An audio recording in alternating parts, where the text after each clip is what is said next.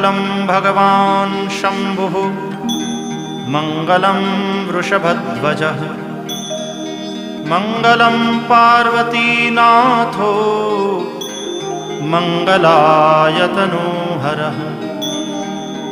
सर्वमङ्गलमाङ्गल्ये शिवे सर्वार्थसाधिके शरण्ये त्र्यम्बके गौरी नारायणि नमोऽस्तुते।